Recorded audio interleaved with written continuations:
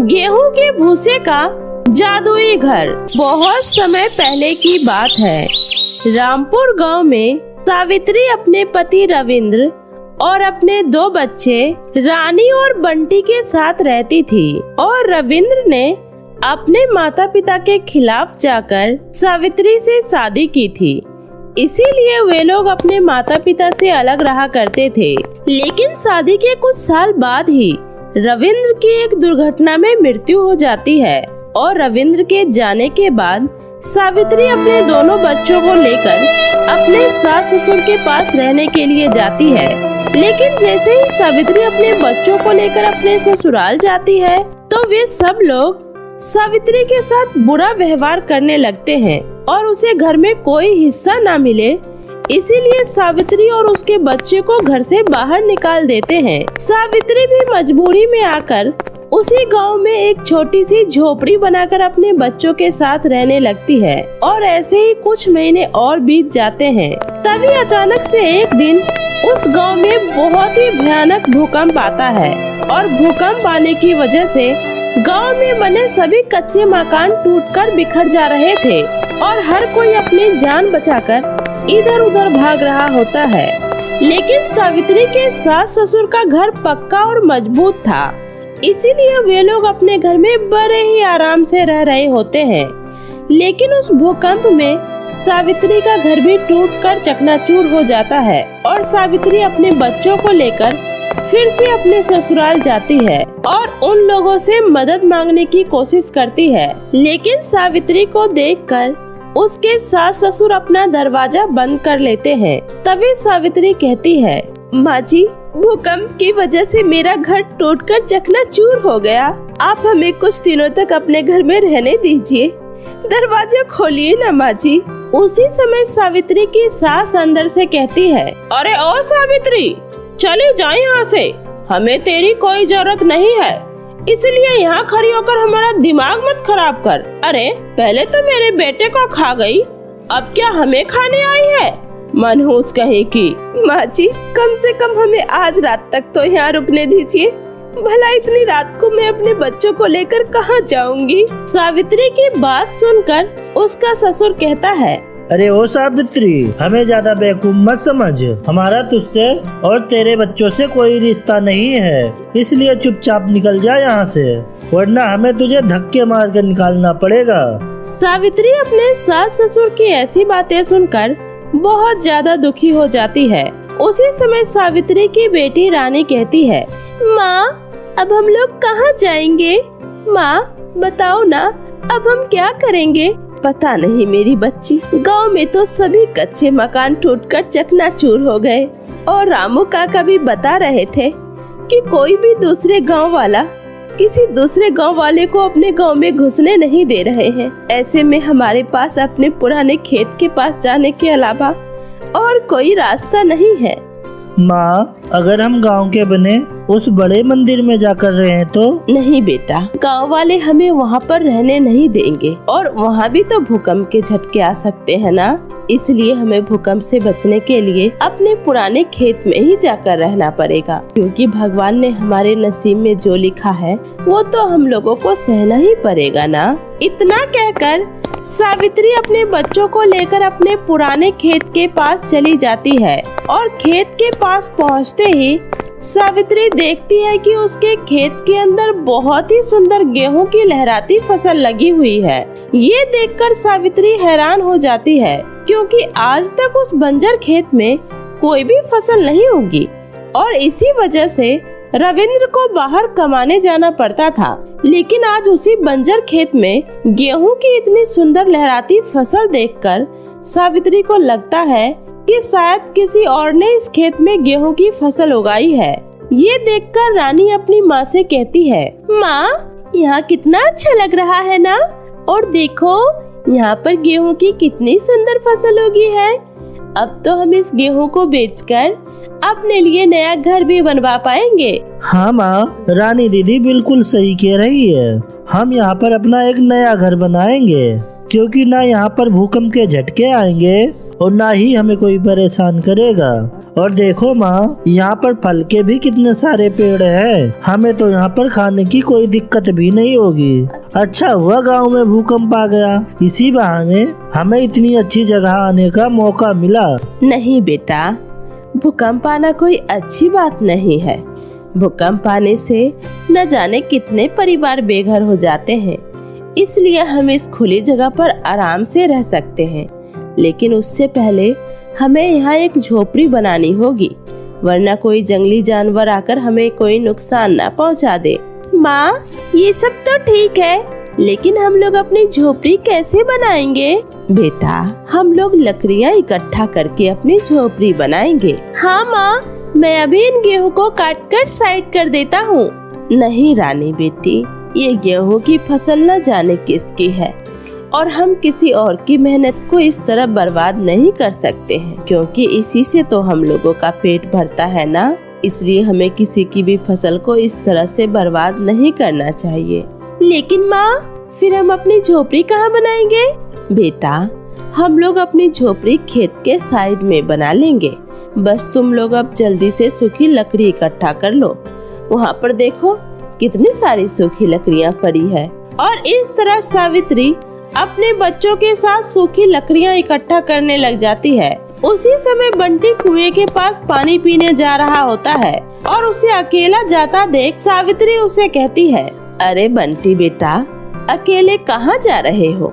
पहले जल्दी से झोपड़ियाँ बनवा लेते हैं, फिर मैं तुम्हारे लिए पानी ले आऊंगी। सावित्री बंटी को बहुत समझाती है, लेकिन बंटी उसकी एक नहीं सुनता और वह कुएं के पास पानी पीने चला जाता है। उसी समय अचानक से एक जहरीला सांप बंटी के पैर पर काट कर चला जाता है और बंटी जोर जोर से चिल्लाने लगता है, माँ, मेरी मदद करो, मुझे सांप ने काट लिया। बंटी की बात सुनते ही सावित्री और रानी भागते हुए कुएं के पास आती है, लेकिन तब तक बंटी बेहोश हो जाता है।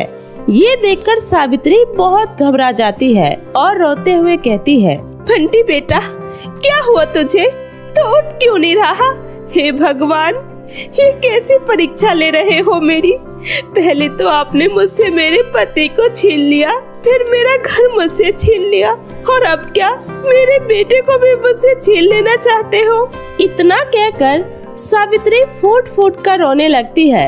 तभी उस गेहूं के फसल से सोने की तरह चमकती हुई रोशनी निकलती है और उस गेहूं की फसल से एक आवाज आती है, घबराओ मत सावित्री, मैं एक जादुई गेहूं की फसल हूँ और मैंने तुम्हारी सारी बातें सुनी है कि तुम किस तरह अपने बच्चों को फसल के बारे में अच्छी शिक्षा दे रही थी, और तुम्हारी ये अच्छाई देखकर मुझे बहुत अच्छा लगा, इसलिए मैं तुम्हारी मदद करना चाहती हूँ। मैं तुम्हारे बेटे को फिर से पहले की तरह ठीक कर दूंगी, फिर तुम मेरे गेहूं के भूसे से अपने लिए एक अच्छा सा घर बनाओ, जिसमें तुम्हारा परिवार बिना किसी तकलीफ के रह पाएगा। क्या ये सब सच है या मैं कोई सपना देख रही हूँ? नहीं सावित्री, ये कोई सपना नहीं है। मैं अभी तुम्हारे बेटे को बिल्कुल ठीक कर देती हूँ और जादुई गेहूं का भूसा भी तुम्हारे सामने आ जाएगा, जिससे तुम अपना घर बना सकती हो। बस तुम उस भूसे को अपनी मुट्ठी में लेकर अपने मन में ही कोई घर सोचना, वैसा ही घर तुम्हारे सामने बनकर तैयार हो जाएगा। उस जादुई गेहूं के फसल की बात सुनकर सावित्री बिल्कुल वैसा ही करती है। वो अपनी मुट्ठी में गेहूं के भूसे को लेकर अपनी आंखें बंद कर लेती है और उसकी आंखें बंद करते ही जैसा उसने घर सोचा था वैसा ही गेहूं के भूसे का घर बनकर तैयार हो जाता है। वह दिखने में बहुत ही ज्यादा सुंदर लग रहा होता है और कुछ ही देर में बंटी भी होश में आ जाता है और वो कहता है, माँ देखिए, मैं ठीक हो गया। बंटी मेरे बच्चे, तू ठीक है ना? हाँ माँ, मैं बिल्कुल ठीक हूँ, लेकिन आप दोनों ने मिलकर इतनी जल्दी इतना सुंदर घर कैसे बना लिया? घर? कौन सा घर बेटा? इतना कहकर सावित्री जैसे ही पीछे मुड़कर देखती है तो वो भी हैरान रह जाती है, क्योंकि वहाँ पर गेहूं के भूसे का एक बहुत ही शानदार घर बनकर तैयार हो जाता है, जो कि एक जादुई घर होता है। और उसके बाद सावित्री अपने दोनों बच्चों को लेकर उस जादुई घर के अंदर चली जाती है, जहाँ पर उनके सुख सुविधा की सारी चीजें पहले से ही मौजूद होती है। ये सब देखकर बंटी और रानी बहुत खुश हो जाते हैं और अब तीनों वहाँ पर खुशी खुशी रहने लगते हैं और उन लोगों को वहाँ पर अब किसी भी चीज की कोई तकलीफ नहीं होती और वे लोग वहाँ पर बिना किसी तकलीफ के अपना जीवन बिताने लगते हैं। एक गांव में सुहानी और सुप्रिया नाम की दो सौतेली बहनें रहा करती थी। सुप्रिया दिखने में बहुत ही ज्यादा सुंदर और गोरी थी, लेकिन वो स्वभाव से बहुत ही ज्यादा घमंडी और स्वार्थी किस्म की लड़की थी। वहीं सुहानी दिखने में बहुत ही ज्यादा सावली और बदसूरत दिखाई देती थी, लेकिन वह मन की बहुत ही साफ और अच्छे स्वभाव की लड़की थी, जिस वजह से सुहानी की सौतेली माँ कंचन उसके साथ हमेशा सौतेला व्यवहार ही किया करती थी और वो अपनी बेटी सुप्रिया और सुहानी में हमेशा भेदभाव किया करती थी। वो अपनी बेटी सुप्रिया से बहुत प्यार करती थी, लेकिन वही सुहानी को हमेशा उसके रंग को लेकर ताना मारा करती थी। ऐसे ही एक दिन कंचन सुहानी के कमरे में जाती है और उससे कहती है, अरे ओ सुहानी की बच्ची, मेरी बात को ध्यान से सुन। आज के बाद तू हमारे साथ कहीं बाहर नहीं जाएगी। तेरी वजह से मेरी सबके सामने कितनी बेइज्जती होती है। अरे कहाँ मैं और मेरी बेटी इतनी गोरी चिट्टी और कहाँ तू बदसूरत और काली। तेरा और हमारा तो कोई मेल ही नहीं है। लेकिन माँ, अगर मैं काली हूँ तो इसमें भला मेरी क्या गलती है? और आप ऐसा क्यों कह रही हो माँ? आखिर मैं भी तो आपकी ही बेटी हूँ ना।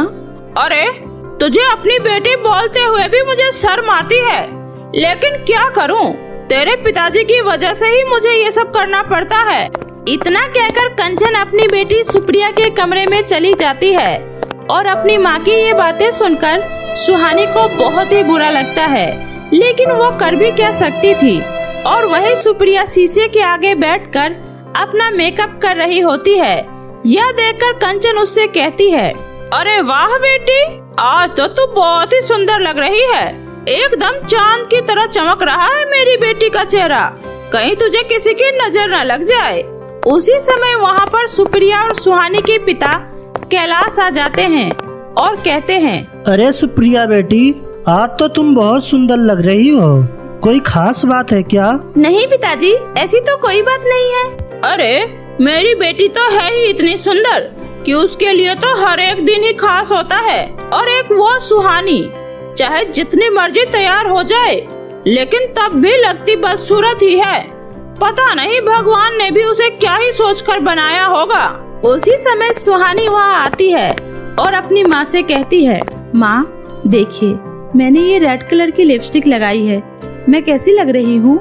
अच्छा जरा दिखा तो अपना चेहरा।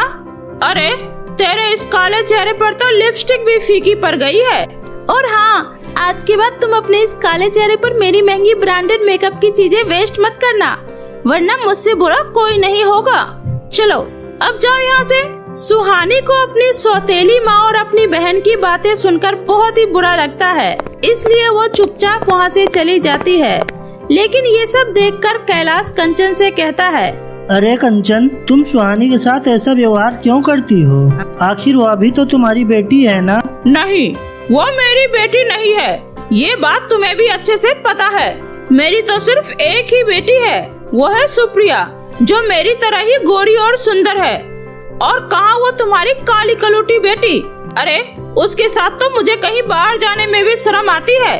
पता नहीं कौन सी मनहूस घड़ी में पैदा हुई होगी। कंचन, या तुम क्या बकवास कर रही हो? भूलो मत कि सुहानी भी मेरी ही बेटी है और उसके लिए ही मैंने तुमसे शादी की है। कैलाश की ये बातें सुनकर कंचन वहाँ से मुंह बनाकर चली जाती है। और उसके अगले दिन जब सुप्रिया अपनी माँ के साथ शॉपिंग करने जा रही होती है, तो वो सुहानी के पास जाकर उससे कहती है, अरे सुहानी, क्या तुम हमारे साथ शॉपिंग के लिए नहीं चल रही हो? नहीं, वो माँ ने मुझे अपने साथ ले जाने से मना कर दिया है, क्योंकि मेरे साथ जाने से उनको शर्मिंदगी महसूस होती है। अरे हाँ, मैं तो ये बात भूल ही गई थी, लेकिन कोई बात नहीं। अगर तुम्हें मार्केट से कुछ चाहिए, जैसे गोरे होने के लिए कोई क्रीम, तो मुझे बता दो, मैं तुम्हारे लिए ले आऊंगी। सुप्रिया हमेशा की तरह ही सुहानी का मजाक उड़ाकर वहाँ से चली जाती है और कुछ देर बाद सुप्रिया अपनी माँ के साथ बहुत सारी शॉपिंग करके घर वापस आती है। माँ, आज तो मजा ही आ गया। हमने आज कितनी सारी शॉपिंग की है। मैं तो बहुत थक गई हूँ। तूने सही कहा बेटा, आज तो हम भी बहुत थक गए हैं। अरे ओ सुहानी, कहाँ मर गई? जरा हमारे लिए पानी तो लेकर आना। उसी समय वहाँ पर कैलाश भी आ जाता है और कहता है, अरे क्या बात है, लगता है पूरा मार्केट का सामान ही उठा लाई हो। अरे हाँ जी, वो सुप्रिया के कपड़े पुराने हो गए थे ना, इसलिए मैंने सोचा कि आज मैं सुप्रिया को शॉपिंग करवा कर ले आती हूँ। हाँ वो तो ठीक है, लेकिन क्या तुम सुहानी के लिए कुछ नहीं लेकर आई?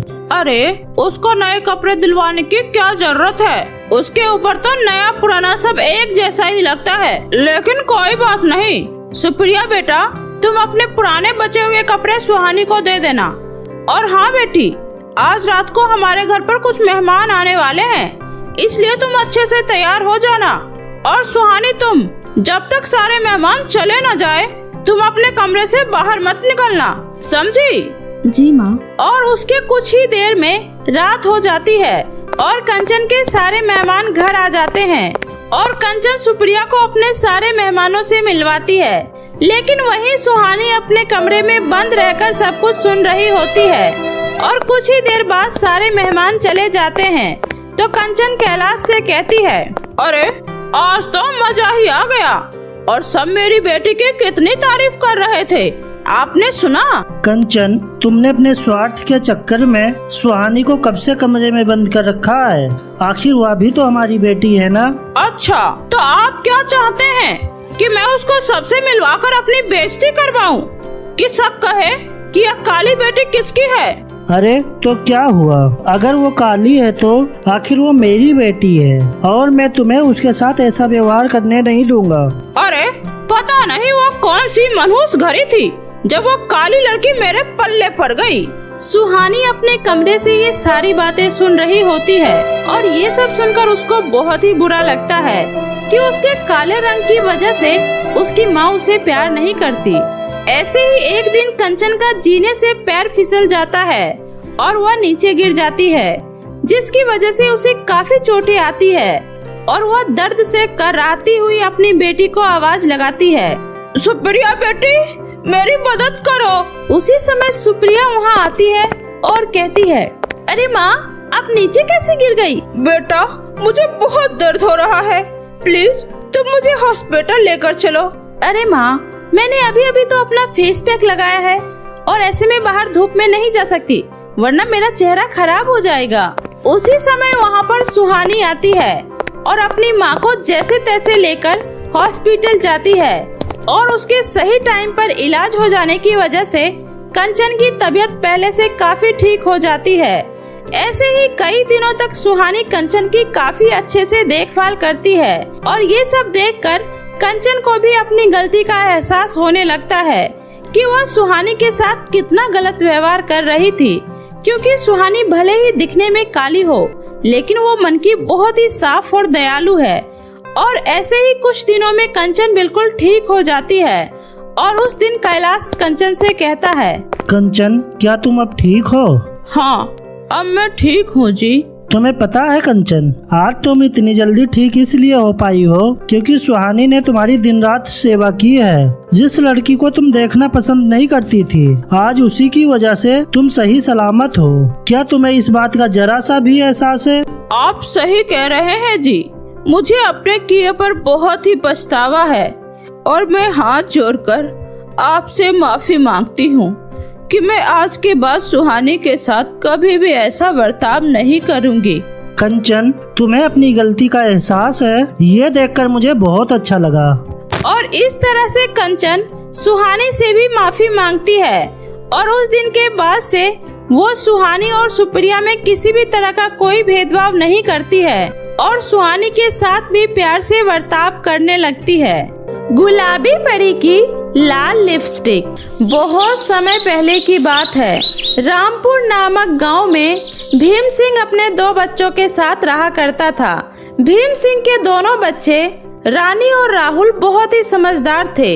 रानी और राहुल की समझदारी के चर्चे घर से लेकर स्कूल तक थे। स्कूल के दिन चल रहे थे और सभी बच्चे अपने अपने स्कूल समय से आया करते थे और पढ़ लिख कर वापस से अपने घर जाया करते थे। ऐसे ही दिन बीत रहे थे। फिर एक दिन परीक्षा के बाद रिजल्ट का दिन आता है। सभी माता पिता को अपने अपने बच्चों का रिजल्ट देखने स्कूल जाना होता है। तभी राहुल और रानी की टीचर भीम सिंह से कहती है, देखिए रानी और राहुल बहुत ही समझदार और अच्छे बच्चे हैं। बिन माँ के बच्चे होने के बावजूद ये लोग समय से स्कूल आते हैं और इनका काम भी समय से पहले ही पूरा होता है। ये सब देखकर मैं बहुत ही खुश हूँ और मैं आपको बताना चाहती हूँ भाई साहब, स्कूल में बच्चों को स्कॉलरशिप मिलती है जहाँ बच्चे मुफ्त में पढ़ते हैं और मुझे यकीन है कि वह स्कॉलरशिप इन दोनों बच्चों को मिल जाएगी। लेकिन स्कूल के बाकी बच्चों का मुझे नहीं पता क्योंकि सभी ज्यादा पढ़ाई को लेकर डेडिकेटेड नहीं हैं। टीचर की बातें सुनकर भीम सिंह बहुत ही खुश होता है और अपने दोनों बच्चों को खुशी से गले लगा लेता है। उसके बाद वो अपने घर की तरफ वापस आता है और रास्ते में वापस आते वक्त रानी और राहुल दोनों ही पेस्ट्री खाने की जिद करते हैं। भीम सिंह को अपने काम के सिलसिले से कई बार शहर में जाना पड़ता था, जिसके कारण वो अपने बच्चों की देखरेख नहीं कर पाता था। ऐसे ही दिन बीत रहे थे। वो अपने बच्चों का भविष्य सुनहरा बनाना चाहता था, जिसके कारण वो एक दूसरी शादी सुमित्रा से कर लेता है। सुमित्रा दिखने में सुंदर थी और दिल की भी बहुत ही साफ थी। वो पहले ही दिन से भीम सिंह के बच्चों को अपनी बच्चों की तरह प्यार करती है। लेकिन दोनों ही बच्चे अपनी सौतेली माँ को अपनी सगी माँ बनाने के लिए तैयार नहीं थे, क्योंकि दोनों बच्चे सुमित्रा को नापसंद करते थे। ऐसे ही दिन बीत रहे थे। एक दिन सुबह सुबह सुमित्रा नाश्ता बनाकर लाती है और दोनों बच्चों से कहती है, ये लो बच्चों, मैंने तुम्हारे लिए आज बहुत ही स्वादिष्ट नाश्ता बनाया है। इसे खाकर तुम बहुत ही खुश हो जाओगे और ताकतवर भी हो जाओगे। ये लो रानी बेटा, तुम ये हेल्दी सैंडविच खा लो, और ये लो राहुल, तुम भी सैंडविच और चाय खाओ। रानी और राहुल को ये सब बिल्कुल भी अच्छा नहीं लगता है और दोनों भाई बहन गुस्सा हो जाते हैं और दोनों ही सुमित्रा के सैंडविच को उठाकर जमीन पर फेंक देते हैं। तुम हमारी माँ बनने की कोशिश मत करो, मैं तुम्हें अपनी माँ नहीं मानता। हाँ, और स्वादिष्ट खाना तो क्या, और हम तुम्हारे हाथ से बना हुआ कुछ भी नहीं खाएंगे। हमें तुम्हारी शक्ल भी नहीं पसंद है। दोनों बच्चों की बातें सुनकर सुमित्रा बहुत ही ज्यादा दुखी हो जाती है और रोते रोते अपने कमरे में चली जाती है। वहाँ जाकर भीम सिंह को सब कुछ बताती है। मैं दोनों बच्चों को बहुत प्यार करती हूँ जी, लेकिन पता नहीं मेरी किस्मत में क्या लिखा है कि वे दोनों बच्चे मुझे प्यार ही नहीं करते और मेरे साथ बदसलूकी करते हैं। मैंने पता नहीं उनका क्या बिगाड़ा है जो वो मेरे साथ इतना बुरा व्यवहार करते हैं, और ना ही वो मुझे अपनी माँ मानते हैं। मेरे बच्चे तो मुझसे भी गुस्सा है सुमित्रा, लेकिन तुम्हें पता है माता पिता होने के नाते हमें सब्र रखना चाहिए। हमारे बच्चे हमें खुद एक दिन समझने लगेंगे और फिर तुम अपने प्यार से उन्हें अपना बना सकती हो। अभी शुरुआत है ना, इसलिए तुम्हें थोड़ी परेशानी सहनी पड़ेगी। ऐसे ही दिन बीत रहे होते हैं। सुमित्रा अपनी तरफ से हर एक कोशिश करती है उन्हें अपना बनाने के लिए, बहुत सारे उपाय करती है, लेकिन दोनों बच्चे बहुत ही ज्यादा जिद्दी होते हैं, उसको अपनी सगी माँ नहीं मानते हैं। ऐसे ही दिन बीत रहे होते हैं और सुमित्रा दिन रात मेहनत करती है और अपने बच्चों को खुश रखने का सोचती है, लेकिन दिन रात काम करते करते सुमित्रा की तबीयत एक दिन अचानक खराब हो जाती है और सुमित्रा बेड पर आ जाती है। तभी रानी वहाँ आती है। देखो भाई देखो, आज इस औरत को, इसने तो आज बेड ही पकड़ लिया ताकि हम इसके आगे पीछे पानी और खाना लेकर घूमे। ये तो हमसे सारे काम करवाना चाहती है। इसने हमेशा से ही हमें अपने हिसाब से चलाने की कोशिश करी है। मैं इसी की वजह से इसको अपनी माँ नहीं मानती हूँ। यह एक जाहिल औरत है जिसे अपने बच्चे भूखे दिखने के बावजूद भी दिखाई नहीं दे रहे।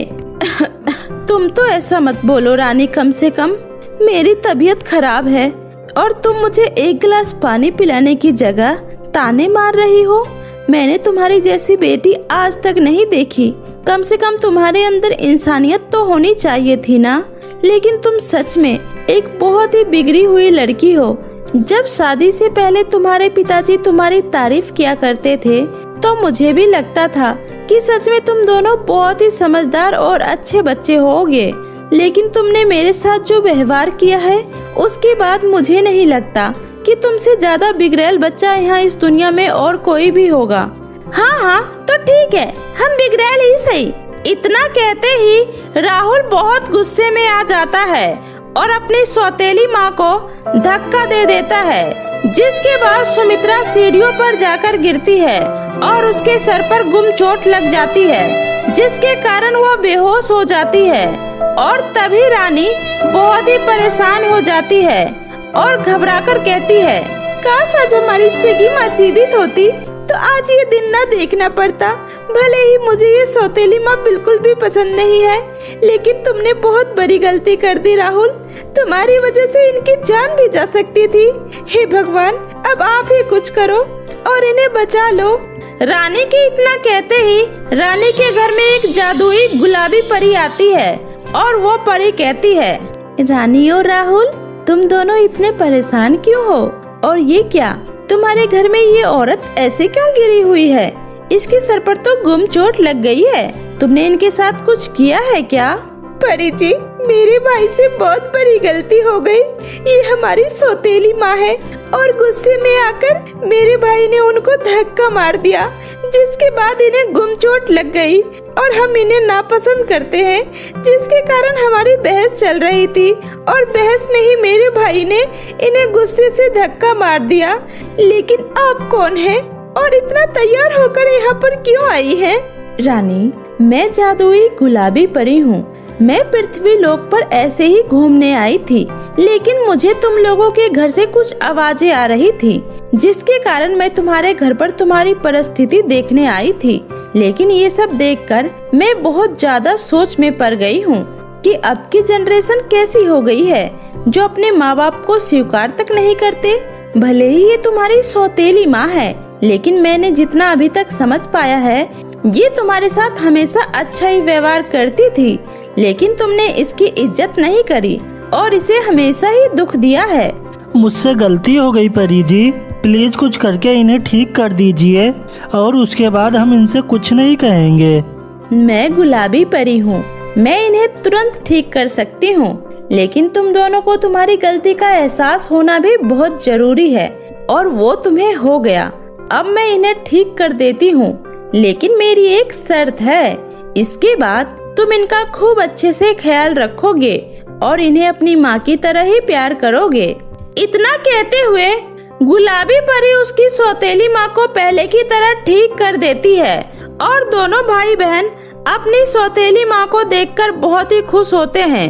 उसके बाद दोनों मिलकर अपनी सौतेली माँ से माफी मांगते हैं और परी से भी माफी मांगते हैं, जिसके बाद परी उनसे कहती है, रानी और राहुल, तुम दोनों बहुत ही अच्छे बच्चे हो, लेकिन तुम्हारी परवरिश में तुम्हें माँ का प्यार कम मिला, जिसके कारण तुम बहुत ज्यादा बिगड़ चुके हो। लेकिन अब तुमने मुझसे वादा किया है तो तुम हमेशा अपनी सौतेली माँ का ख्याल रखोगे। और ये लो, मैं तुम्हें जादुई लाल लिपस्टिक दे रही हूँ। इस जादुई लाल लिपस्टिक की मदद से जो भी तुम्हें कुछ चाहिए होगा तुम वो मांग सकते हो। और हाँ, ये जादुई लाल लिपस्टिक मैं तुम्हें इसलिए दे रही हूँ ताकि तुम अपनी सौतेली माँ को कभी भी परेशान ना करो। ये सुनकर दोनों बच्चे बहुत ही खुश होते हैं। उसके बाद रानी और राहुल उस जादुई लिपस्टिक का उपयोग अपनी जरूरत की चीजों के लिए करते हैं और अपनी सौतेली माँ को हमेशा अपनी माँ की तरह ही ख्याल रखते हैं। फिर सब कुछ ठीक हो जाता है। सुमित्रा बहुत खुश होती है क्योंकि दोनों बच्चे ही उसका खूब ख्याल रखते हैं। ऐसे ही दिन बीत रहे होते हैं। रानी के गांव में एक फैंसी ड्रेस कंपटीशन होता है, जिसमें उसे पार्टिसिपेट करना था। मैंने हमेशा से पढ़ाई लिखाई में बहुत ध्यान रखा है। अब मैं एक फैशन कंपटीशन जीतना चाहती हूँ, क्योंकि इसमें मुझे जो पैसे मिलेंगे वो मैं अपने पिताजी को इनाम देना चाहती हूँ। पिताजी ने हमारे लिए बहुत कुछ किया है, थोड़ा बहुत नहीं बल्कि हमें तो एक माँ लाकर भी दी है। बस हमें ही समझने में देरी हो गई थी। लेकिन वह सच में एक बहुत ही अच्छी माँ है। हाँ रानी, फैंसी ड्रेस कंपटीशन में तुम्हें जरूर हिस्सा लेना चाहिए और हमारे घर का नाम रोशन करना चाहिए। जिसके बाद रानी फैंसी ड्रेस कंपटीशन में पार्टिसिपेट करने के लिए अपनी माँ से पूछती है, माँ, क्या मैं इस फैंसी ड्रेस कंपटीशन में पार्टिसिपेट कर सकती हूँ? क्योंकि मैं चाहती हूँ कि इसमें जो इनाम मिलेगा वो मैं पिताजी को दूँ और अपने घर का नाम रोशन करूँ। हाँ बेटी, तुम्हें इस कंपटीशन में जरूर पार्टिसिपेट करना चाहिए, क्योंकि मैं तो हमेशा से ही यही चाहती हूँ कि मेरे बच्चे हमेशा आगे बढ़े। अपनी माँ का सपोर्ट देखकर रानी बहुत ही खुश होती है और जादुई लिपस्टिक की मदद लेती है। हे जादुई लिपस्टिक, मैं इस फैंसी ड्रेस कंपटीशन में पार्टिसिपेट करना चाहती हूँ और आप कृपया करके मुझे इस कंपटीशन के हिसाब से सुंदर सुंदर ड्रेसेस और सैंडल, मेकअप किट आदि दे दो, ताकि मैं इस कंपटीशन को आसानी से जीत सकूं। रानी के इतना कहते ही जादुई लिपस्टिक के चारों तरफ एक दिव्य रोशनी घूमती है और रोशनी घूमते घूमते रानी की मांगी हुई सारी चीजें एक एक करके रानी के सामने आ जाती है। सभी चीजें बहुत ही ज्यादा सुंदर होती है और इतनी सुंदर चीजें पहली बार देखकर रानी बहुत ही खुश होती है और फिर उन सभी चीजों को एक एक करके अपने कमरे में ले जाती है। उसके बाद खुशी से झूम उठती है और फिर कंपटीशन में जाने की तैयारी शुरू कर देती है और वह खूब मेहनत करने के बाद उस कंपटीशन में पहुंचती है, जहां गांव के सभी बच्चे पार्टिसिपेट करते हैं, जहां रानी भी अपना टैलेंट दिखाती है। सभी बच्चे रानी के ड्रेस को देखकर बहुत ही खुश होते हैं और सभी उसे उसकी ड्रेस का पता करते हैं कि उसने यह कहां से खरीदी है, लेकिन रानी उन्हें कुछ नहीं बताती है। एक एक करके सभी अपने अपने टैलेंट दिखाते हैं, जिसके बाद रिजल्ट अनाउंस होता है और उसमें पता चलता है कि रानी उस फैशन कंपटीशन की विनर होती है। रानी विनर बनने के बाद बहुत ही खुश होती है और स्टेज पर बैठे सभी जजेस रानी को इनाम के तौर पर 5 लाख की रकम देते हैं, जिसके बाद रानी वो रकम ले जाकर अपने पिताजी को दे देती है और अपनी माँ का बहुत ही धन्यवाद करती है। यह सब देखकर उसके पिताजी भी बहुत खुश होते हैं और उसे गले से लगा लेते हैं।